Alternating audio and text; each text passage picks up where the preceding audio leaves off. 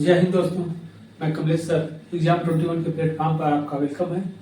इस सेशन को हम लोग आगे बढ़ाते हैं और इस सेशन जो एनसीईआरटी बेस्ड ये टॉपिक हम लोग प्रारंभ किए हैं और इसमें इंडस वैली सिविलाइजेशन को हम लोग पढ़ रहे हैं। और इस टॉपिक में जो हम लोग संथल सभ्यता की विशेषता और प्रमुख स्थल साइट को देख रहे हैं, इस क्रम में हम लोग इस मोहनजोदड़ो साइट को डिस्कशन करते हैं, इसको आगे बढ़ाते हैं। और बहुत ही इम्पॉर्टेंट यह साइट है, यहाँ से आपके एग्जाम में हमेशा प्रश्न पूछे जाते हैं, चाहे वह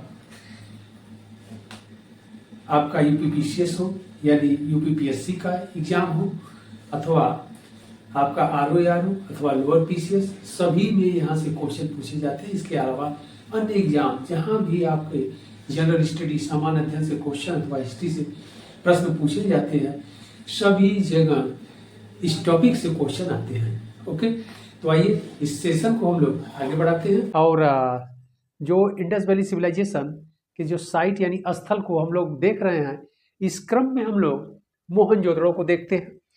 हड़प्पा साइट को हम लोगों ने देख लिया है, अब मोहनजोदड़ो साइट को देखते हैं।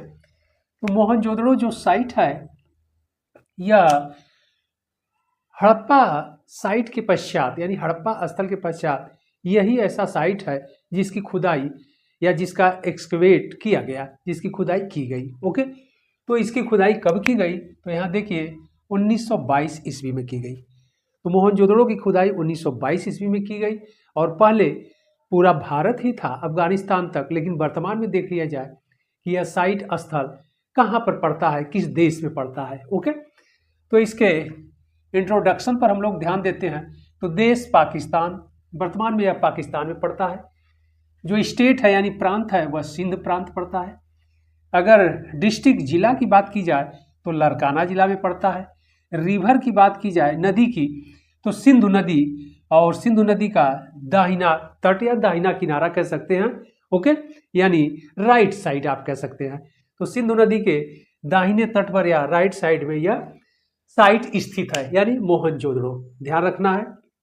इसके बाद दूसरा सबसे इंपॉर्टेंट जो फैक्ट्स है वह यह है कि किसके देख रेख में इस साइट की खुदाई की गई। तो डायरेक्टर थे उस समय पुरातत्व सर्वेक्षण विभाग के जॉन मार्शल साहब। कब की बात की जा रही है? 1922 1922 की बात की जा रही है। ओके, 1922 में इस स्थल की खुदाई की गई और पुरातत्व सर्वेक्षण विभाग के जो डायरेक्टर थे वह जॉन मार्शल साहब थे।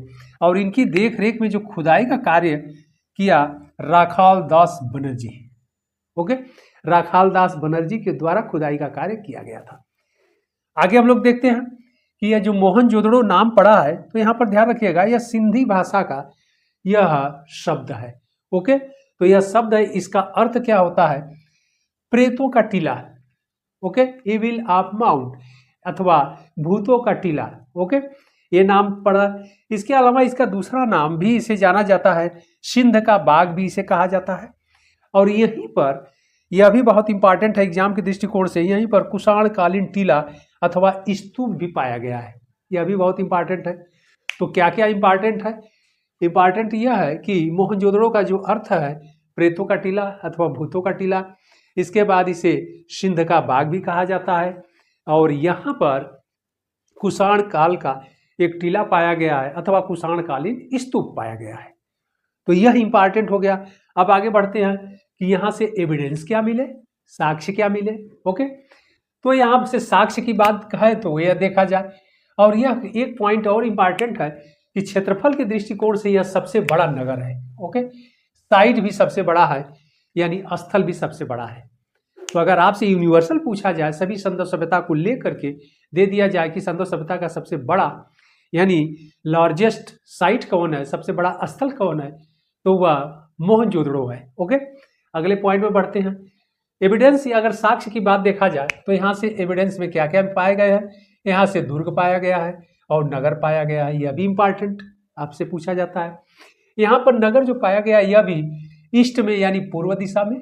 ओके, और दुर्ग जो पाया गया है यह वेस्ट में यानी पश्चिम दिशा में, तो यह भी इंपॉर्टेंट है। यानी इंडस वैली सिविलाइजेशन या हड़प्पन सिविलाइजेशन की यह एक विशेषता है, बहुत बड़ी विशेषता है। ये एक सिस्टमेटिक तरीके से यहाँ पर नगर और दुर्ग को बसाया गया है नगरों की नियोजन जो प्लानिंग है वह एक प्लानिंग के तहत बसाया गया है। ऐसा लगता है कि कोई ऐसा पावरफुल संस्था थी, अथवा राजा रहा होगा, अथवा जो भी वहाँ पर शासक वर्ग रहा होगा, उसका रूल रेगुलेशन बड़ा ही स्ट्रिक्ट रहा होगा। ओके, कि जनता से या लोगों से नियम का पालन कठोरता से करवाया जाता रहा होगा। तो क्योंकि नगरों के व्यवस्था, वहाँ के सभी कुछ सिस्टम को देखते हुए ऐसा लगता है कि बिना किसी तंत्र से इतने सिस्टमेटिक नगर या इतने सिस्टमेटिक जो ये सभ्यता हमें दिखाई पड़ती है वह स्थापित नहीं हो सकती थी। ओके, इसीलिए आपसे एग्जाम में पूछा जाता है कि संदव सभ्यता की सबसे प्रमुख विशेषता क्या थी, तो उसमें ऑप्शन रहता है उसकी नगर नियोजन या नियोजन व्यवस्था। ओके, यानी प्लानिंग सिस्टम, ध्यान रखना है। तो यहाँ पर पश्चिम में दुर्ग, यह भी इंपॉर्टेंट है, बहुत इंपॉर्टेंट। और नगर, तो नगर हमेशा पूर्व में और दुर्ग हमेशा पश्चिम में पाए गए हैं। और यहाँ पर दुर्ग रक्षा प्राचीर से भी घिरा था। ओके, दुर्ग रक्षा प्राचीर से भी घिरा था और इसमें एंट्री प्रवेश द्वार भी था। और रक्षा प्राचीर से घिरा था तो विद्वानों के द्वारा जो इसकी लंबाई चौड़ाई दी गई है, लंबाई 400 यानी 400 मीटर, और इसकी चौड़ाई देखा जाए तो 200 यानी 200 मीटर। ओके, तो इस प्रकार 400 मीटर लंबाई, 200 मीटर चौड़ाई इस दुर्ग की थी। और दुर्ग रक्षा प्राचीर से घिरा था। रक्षा प्राचीर यह है, रक्षा प्राचीर से तात्पर्य है बाउंड्री वॉल से यह घिरा हुआ था, तो यह बहुत इंपॉर्टेंट है। जबकि नगर की बात अगर किया जाए तो नगर ओपन था, यानी खुला था। नगर किसी प्रकार के रक्षा प्राचीर से घिरा नहीं था, इस बात को आपको ध्यान रखना है। और नगर भी बड़े सुनियोजित बसाया गया था, क्योंकि यहाँ का जो नगर है, यहाँ का जो नगर है, नगर की जो मुख्य सड़कें हैं सबसे अधिक चौड़ी और एक दूसरे को समकोण काटते हुए चौराहे का निर्माण करती थी। ओके, एक दूसरे को समकोण काटते हुए चौराहे का निर्माण, यानी जो हम लोगों ने पढ़ा ग्रिड पद्धति या ग्रिड सिस्टम पर यह भी आधारित था। यानी संधव सभ्यता की जो नगर नियोजन था वह बड़े ही सिस्टमेटिक था। यानी मुख्य सड़कें क्या होती थी, चौड़ी। अब यहाँ पर सबसे बड़ा इंपॉर्टेंट एग्जाम के लिए क्वेश्चन है जो आपसे पूछा जाता है कि संधव सभ्यता के किस स्थल पर सबसे चौड़ी सड़क पाई गई है, तो वह है मोहनजोदड़ो। मोहनजोदड़ो से जो सड़क पाई गई है वह सबसे चौड़ी पाई गई है। ओके, और इसकी अगर चौड़ाई की बात किया जाए तो यह 9.15 मीटर, लगभग 10 मीटर आप कह सकते हैं। आपके एग्जाम में भी अगर 9.15 रहेगा तो ठीक है, और अन्यथा 10 मीटर रहेगा तो 10 मीटर आप टिक लगा दीजिएगा। ओके, कई एग्जामों में हम देखते हैं 9.5 भी दिया है, तो आपको उसमें परेशान होने की बात नहीं है। कभी कभी इस तरह के ऑप्शन होते हैं तो एग्जाम पॉइंट के बाद एग्जैक्ट नहीं, 9 रहेगा तब भी आप सही कर दीजिएगा, नहीं रहेगा 10 रहेगा तब भी आप सही कर दीजिएगा, यह दोनों नहीं रहेगा तो 9.5 मीटर चौड़ा रहेगा तब भी। अगला इंपॉर्टेंट क्वेश्चन कि जो सबसे चौड़ी सड़क पाई गई है यहीं पर, तो इसे नाम क्या दिया गया है, राजपथ। सबसे चौड़ी सड़क होने के कारण इसे नाम दिया गया था राजपथ। यह आपसे एग्जाम में पूछा जाता है मोहनजोदड़ो में। ओके, और यहाँ पर भी जो नगर बसाए गए थे वह गलियों से के तरफ बसाए गए थे। मुख्य सड़क से गलियां निकली होती थी और गलियों के साइड में भवनों का निर्माण किया जाता था, और यहाँ पर भी जल निकासी का उत्तम प्रबंध था। ओके, और घरों से जो गंदा जल था या पानी था वह गली के नालियों से होकर के मुख्य सड़क के मेन होल में मिल जाता था और नगर के बाहर चला जाता था। यहाँ का भी नगर देखिए आयताकार था। ओके, तो यह बड़े ही सिस्टमेटिक तरीके से ग्रिड सिस्टम या पद्धति पर यह बसाया गया था। सबसे चौड़ी सड़क यहाँ मिलने के कारण उसे राजपथ कहा गया है, ये इंपॉर्टेंट। और यहीं से सबसे बड़ा भवन भी मिला है, ये भी आपको ध्यान रखना है। और यहीं से सबसे बड़ी ईंट भी मिली है, यह भी आपको ध्यान रखना है। 3 पॉइंट आपको बहुत इंपॉर्टेंट है। यहाँ से सबसे चौड़ी सड़क मिली है जिसे राजपथ नाम दिया गया है विद्वानों के द्वारा। और इसके बाद सबसे बड़ा भवन भी यहाँ मिला है। भवनों में जो इस्तेमाल यानी यूज यानी प्रयोग की गई जो ब्रिक्स है, ईंट है, पक्की ईंटों का प्रयोग किया गया है, तो सबसे जो बड़ी ईंट है वह यहीं से प्राप्त हुई है, मोहनजोदड़ो के भवनों में प्रयोग की गई थी। तो इतने पॉइंट आप लोग जानते रहिएगा। आगे बढ़ते हैं। और मोहनजोदड़ो से क्या क्या मिला उस पर भी हम लोग डिस्कशन कर लेते हैं। तो यहाँ से बृहद स्नानागार, जिसे आप ग्रेट बाथ कहते हैं, बृहद स्नानागार का भी साक्ष्य मिला है, एविडेंस मिला है। ओके, और यह गढ़ी क्षेत्र में, गढ़ी क्षेत्र का मतलब दुर्ग क्षेत्र में, और बृहद स्नानागार का जो चित्र से अगर हम लोग देखने का प्रयास करेंगे तो थोड़ा सा इसको नगर को हम मिटा करके आप लोगों को समझा देते हैं, लेकिन इसके पहले देख लिया जाए कि और क्या क्या मिले हैं, तब एक एक को हम लोग डिस्कशन कर लेते हैं। बृहद स्नानागार मिला है और अन्नागार मिला है। ओके, अन्नागार के भी साक्ष्य पाए गए हैं। इसके बाद यहाँ से मीटिंग हॉल यानी सभा भवन के भी साक्ष्य पाए गए हैं। इसके अलावा यहाँ से प्रिस्ट हाउस यानी पुरोहित आवास का भी साक्ष्य पाया गया है। ये पॉइंट हो गया। यहां से एक सील मिली है, मुद्रा मिली है, जिस पर पाशुपत का चित्र अंकित है। पाशुपत से तात्पर्य है प्रोटो शिवा, ओके, या लॉर्ड शिवा, जो भगवान शिव है, माना गया है विद्वानों के द्वारा, और मानने वाले जो विद्वान है जॉन मार्शल साहब है। जॉन मार्शल साहब, उन्हें हिंदू धर्म में जो पूजा की जाती है भगवान शिव जिन्हें पाशुपत कहा जाता है, तो वह पाशुपत माने हैं कि संदव सभ्यता में के लोग शैव धर्म से परिचित रहे होंगे, अर्थात पाशुपत शिव, क्योंकि जो फिगर बना है, जैसा कि हम लोग डिस्कशन करेंगे, जो फिगर बना है वह पाशुपत शिव यानी भगवान शिव की तरह है, लेकिन थोड़ा सा डिफर है। कैसा है उस पर भी हम लोग डिस्कशन कर लेंगे। और इसके बाद आ जाइए, यहाँ से सबसे इंपॉर्टेंट चीजें हैं ब्रांज का, यानी कांसे की नर्तकी यानी डांसिंग गर्ल। यह भी आपसे पूछा जाता है एग्जाम के लिए, बहुत इंपॉर्टेंट है। यानी डांसिंग गर्ल यहाँ से पाई गई है, यानी नर्तकी पाई गई है। और ठोस है, ठोस का मतलब कि वह टॉय, खिलौना है। ओके, ब्रांज कांसे की है, ऐसा लगता है सांचे में वो निर्मित की गई है। ओके, तो कांसे की नर्तकी, पाशुपति का चित्र भी पाया गया है सील पर, मुद्रा पर, पुरोहित आवास भी पाया गया है, सभा भवन मीटिंग हॉल भी पाया गया है, अन्नागार भी पाया गया है, और बृहद स्नानागार भी पाया गया है। तो ये बहुत इंपॉर्टेंट है, आपसे पूछा जाता है। ओके, तो यहाँ पर थोड़ा सा हम लोग बृहद स्नानागार के बारे में डिस्कशन कर लेते हैं और अन्नागार पर भी डिस्कशन कर लेते हैं, क्योंकि यहाँ पर ध्यान रखना है कि आपसे पूछा जाता है कि मोहनजोदड़ो में सबसे बड़ा भवन कौन था, तो वह अन्नागार था। ओके, अन्नागार सबसे बड़ा भवन था। 55 गुणे 37 मीटर, 55 मीटर लंबाई, 37 मीटर चौड़ाई। ओके, सबसे बड़ा। इसके बाद अगर अन्नागार नहीं रहेगा तो पुरोहित आवास आपको मारना है, दूसरे नंबर पर पुरोहित आवास था बड़ा। ओके, तो इसके बाद जो है मीटिंग हॉल, सभा भवन 750 वर्ग मीटर था। ओके, तो इसका क्षेत्रफल 750 वर्ग मीटर में था, और यह 20 पिलर यानी स्तंभों पर इसकी छत टिकी हुई थी।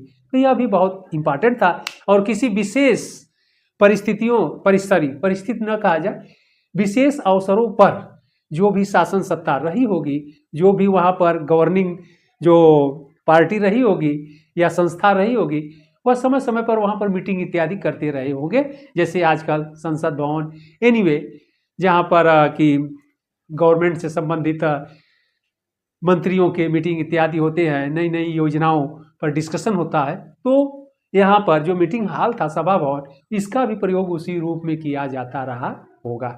ओके, अब आइए थोड़ा सा बृहद स्नानागार यानी ग्रेट बाथ के रूप में हम लोग डिस्कशन कर लें कि क्या था, कैसे एग्जाम में पूछा जाता है। तो इसको हम दुर्ग और नगर को हटाते हैं और इसको क्लीन हम कर देते हैं। क्लीन करने के बाद फिर हम लोग आते हैं कहाँ पर, बृहद स्नानागार का हम चित्र बनाते हैं। ओके,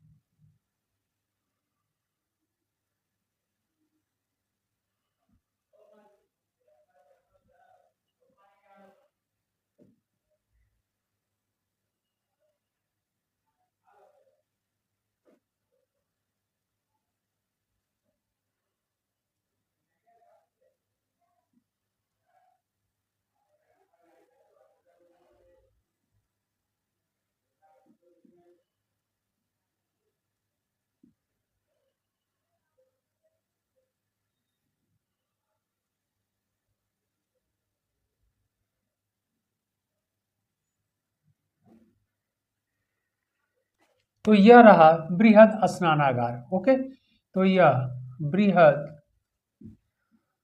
स्नानागार, इसके बारे में हम लोग देख लेते हैं। तो देखिए बृहद स्नानागार तो 55 × 33 इसकी पूरी अगर देखा जाए मीटर, 55 लंबाई और 33 चौड़ाई मिलती है। लेकिन इस स्नानागार में जो स्नान कुंड बना हुआ था, यह एग्जैक्ट हम लोग पॉइंट को छोड़ देते हैं, ओके, जो दिमाग में है बैठा लिया जाए। 12 मीटर लंबा, 7 मीटर चौड़ा और 2.5 मीटर गहरा था। डेप्थ तो उसकी गहराई थी। ओके, और इसमें उतरने के लिए उत्तर और दक्षिण, आपसे एग्जाम में पूछा जाता है, उत्तर और दक्षिण दिशा में सीढ़ियां बनी हुई थी। उत्तर और दक्षिण दिशा में सीढ़ियां बनी हुई थी, ये इंपॉर्टेंट पॉइंट। और उत्तर दिशा में जो सीढ़ियां है वो तो सॉलिड है, कई बार एग्जाम में पूछा गया है, ध्यान रखिएगा। और साउथ की जो सीढ़ी है वह थोड़ा नष्ट हो चुकी है, यानी टूट गई है, तो यह भी आपको ध्यान रखना है। और यह पक्की ईंटों से बना था।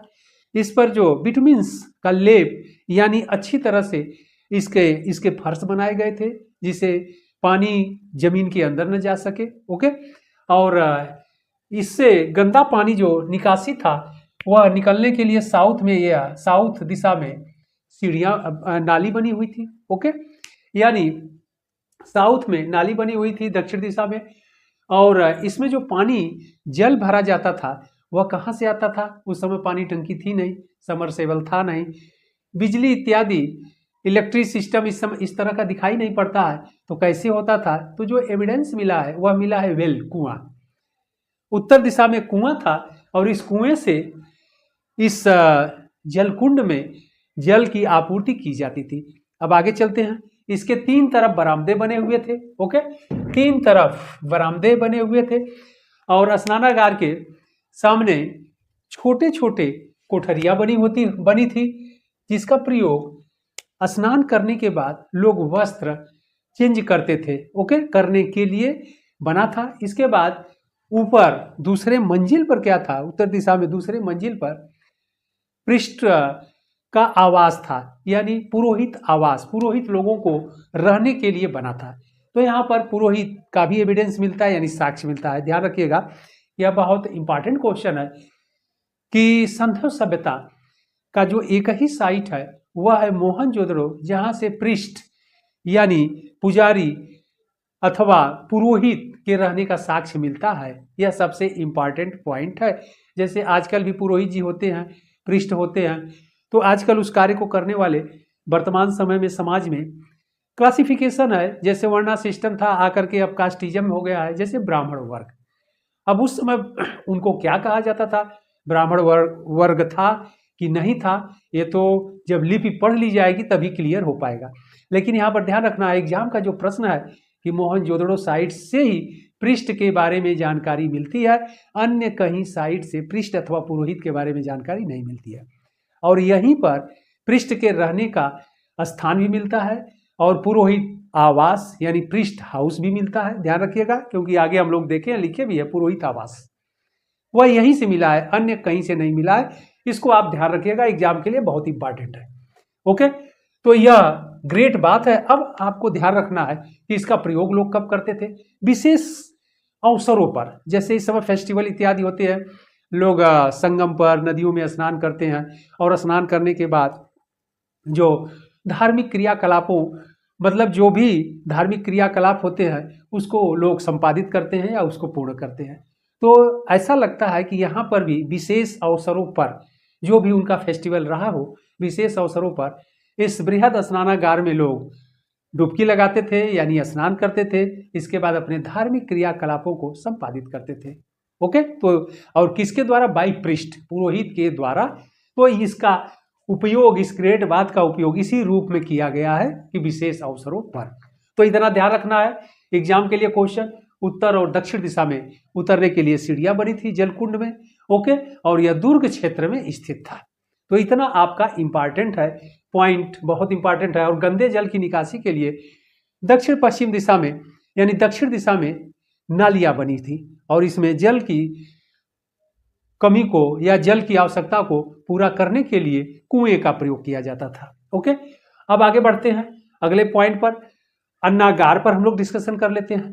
तो अन्नागार यहाँ का सबसे बड़ा भवन था, ओके, जो 27 खंडों में विभक्त था और 9 के 3 पंक्ति में यह बटा हुआ था। तो यह भी बहुत इंपॉर्टेंट है, सबसे बड़ा भवन यही था। इसके बाद सभा भवन पर हम लोग आते हैं। तो सभा भवन पर डिस्कशन हम लोग कर ही लिए, मीटिंग हॉल यहाँ पर, और 750 यानी 27 × 27 है इंटू 27 मीटर का एक तरह से कह लीजिए वर्गाकार था, ओके, वर्गाकार या मीटिंग हॉल था और विशेष अवसरों पर इसका उपयोग या प्रयोग किया जाता था। और किसके द्वारा? प्रशासक वर्ग के द्वारा। आगे बढ़ते हम लोग। पुरोहित आवास, दुर्ग क्षेत्र में ही पुरोहित आवास मिला है।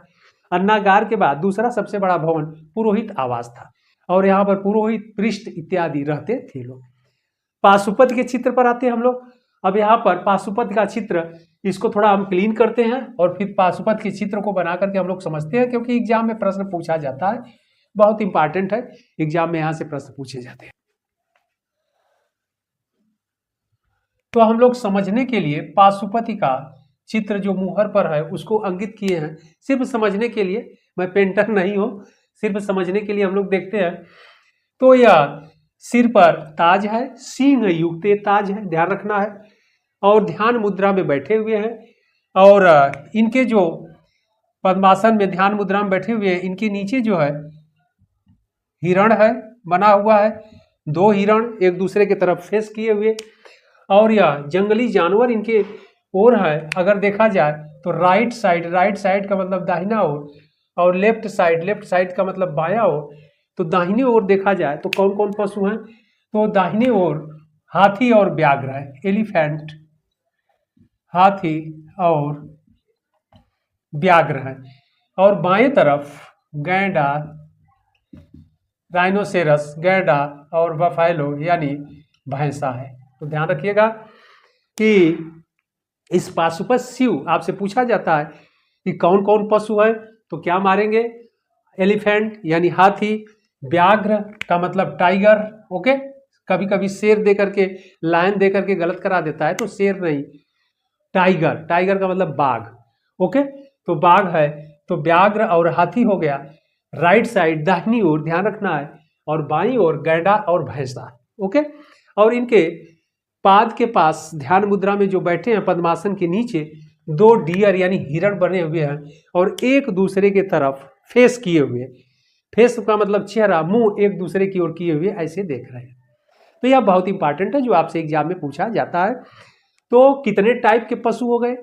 5 प्रकार के पशु हमें दिखाई पड़ते हैं। देखिए, हाथी, व्याघ्र, गैंडा, भैंसा 4 हो गया, और हिरण 5। लेकिन संख्या की बात की जाए तो ध्यान रखिएगा, ऐसे तो टाइप यानी प्रकार 5 हो गए, संख्या की बात की जाए तो देखिए, हाथी 1, व्याघ्र 2, गैंडा 3, भैंसा 4 और 2 हिरण है, 4 तो 6, 6 पशु हो गए, यानी 6 वाइल्ड एनिमल, सभी क्या हैं? जंगली है, जानवर हैं। तो जंगली जानवर इनके चारों तरफ है, और जॉन मार्शल साहब ने इन्हीं को पाशुपति शिव कहा है। ध्यान रखिएगा, बहुत इंपॉर्टेंट है, पाशुपति शिव कहा है। कौन कहे हैं? जॉन मार्शल साहब, जॉन मार्शल साहब, विद्वान जॉन मार्शल जो डायरेक्टर थे, ओके, यानी पुरातत्व सर्वेक्षण विभाग के जो निदेशक थे, उन्होंने जब इसकी पहचान की तो बोले कि ये तो वर्तमान हिंदुओं के देवता लॉर्ड शिवा यानी प्रोटो शिवा यानी आदि शिव, उन्होंने जो शुद्ध नाम उन्होंने दिया है प्रोटो, ओके, तो प्रोटो शिवा यानी आदि शिव नाम दिया है, यानी प्रजापति। तो यह बहुत इंपॉर्टेंट है, आप लोग ध्यान रखिएगा। और जैसा कि हम लोग तो समझने के लिए बना दिए, लेकिन अगर इसका जो मुहर पर जो बना है उसके आप स्क्रीन पर भी देख लीजिए, फिगर और क्लियर हो जाएगा, ओके। तो स्क्रीन पर आपको दिख रहा है, यही पाशुपति का चित्र है, अच्छे से देख लीजिए आप लोग। हालांकि बहुत साफ क्लियर तो नहीं दिख पाएगा, नज़दीक से आप लोग देखिएगा तो ध्यान रखिएगा कि इसी तरह राइट साइड में हाथी और व्याघ्र मिल जाएगा, और बाएं तरफ गैंडा और भैंसा, नीचे हिरण मिल जाएगा। तो यह मोहनजोदड़ो से मिली यह पाशुपति की जो सील है या मुद्रा है, ओके। अब हम लोग बढ़ते हैं आगे, अगले पॉइंट पर आते हैं, ब्रांज यानी कांसे की नर्तकी। अब कांसे की नर्तकी हम लोग देखते हैं, तो इसको भी हम लोग एक्सप्लेन कर देते हैं। तो देखिए कांसे की जो नर्तकी मिली है वह कैसे मिली है, उस पर भी डिस्कशन हम लोग कर लेते हैं। तो आप चित्र बनाने की जगह इसको मैं मिटाता हूं और फिर नर्तकी का भी हम लोग देख लेते हैं और यहां से भी क्वेश्चन आपसे पूछा जाता है। ओके,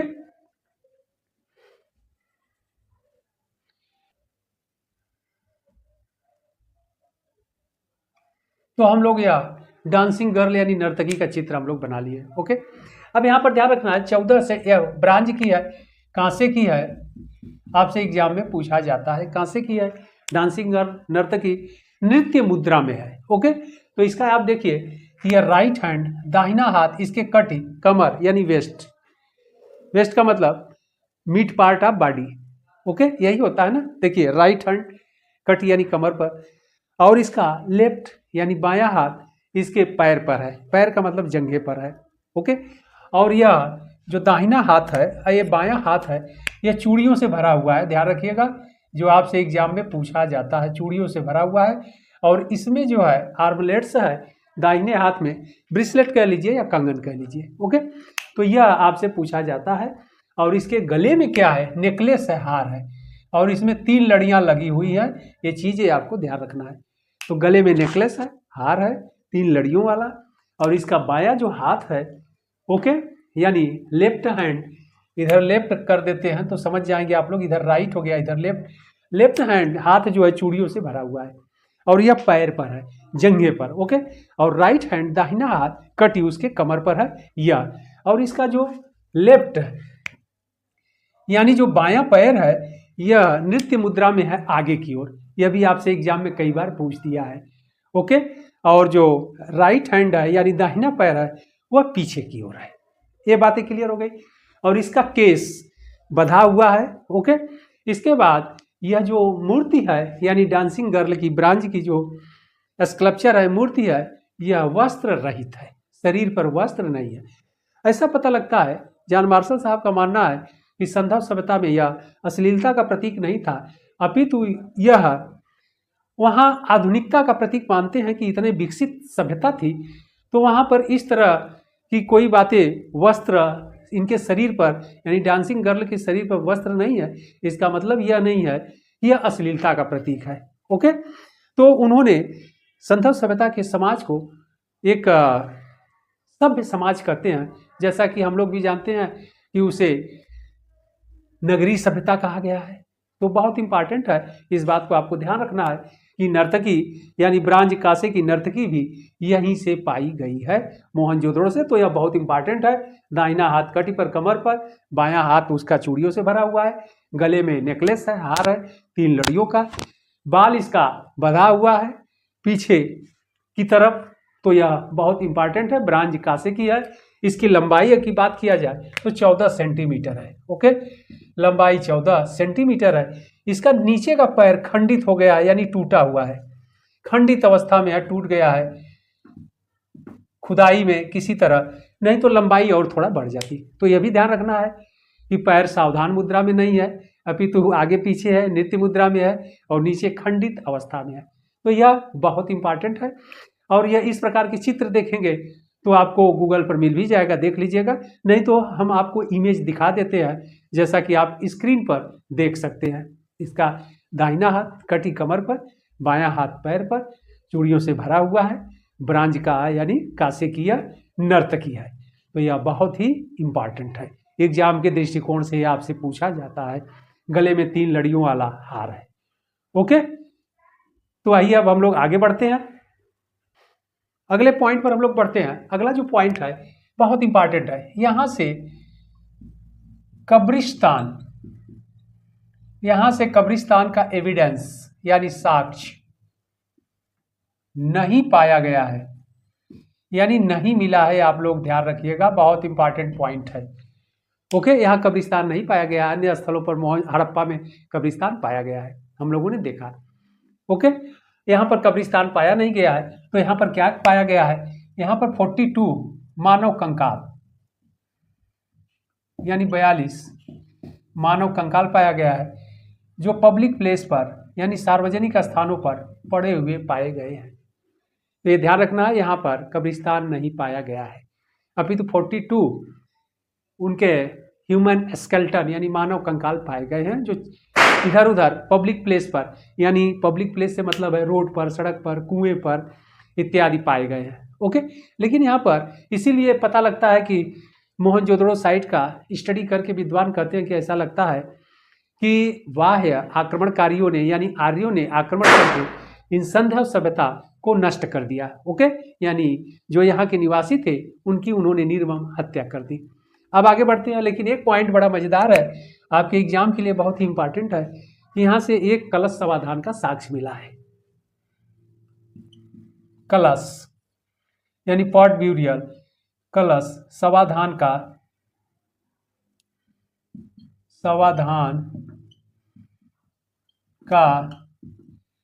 साक्ष्य मिला है। यह बहुत इंपॉर्टेंट है, आपसे एग्जाम में पूछा जाता है।